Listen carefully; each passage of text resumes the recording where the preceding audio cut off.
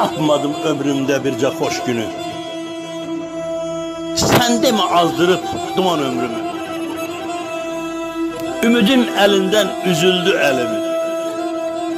Bir kadar yaşattı güman ömrümü. Genç iken taleyim düz getirmedi.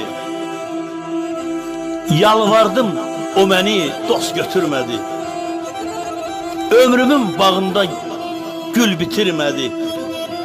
Koymadı yaşayam cavan ömrümü.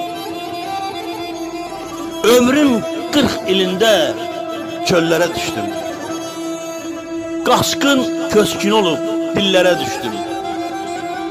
Tufana, borana, sellere düştüm. Dertqəmlə çürüttü zaman ömrümü. Elin derdi ile yüklendi ürek. Yurttan ayrı düşmek görün ne demek. Elə bil qəsdimə durupdu felek. Koymadı yaşayım insan ömrümü. Yandırır içimi bu feryat, bu ah. Bile bilmedim ki kimdedir günah. O kadar yalanlar dediler valla. İllerle sürüdü yalan ömrümü.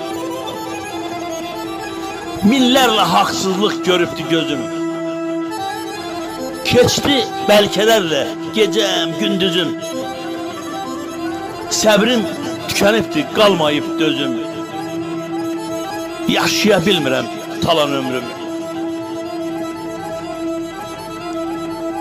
Cavanlık çağımı yeller apardı.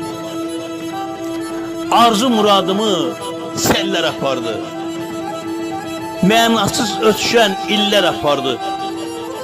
Kazan vurmuş gülü solan ömrümü. Ötüp Allah verdi ömrü yarıdan. Ürək narahattı vətən sarıdan. Bircə diləyim var ulu Tanrıdan. Ağdamda yaşayayım qalan ömrümü. Ağdamda yaşayayım qalan ömrümü.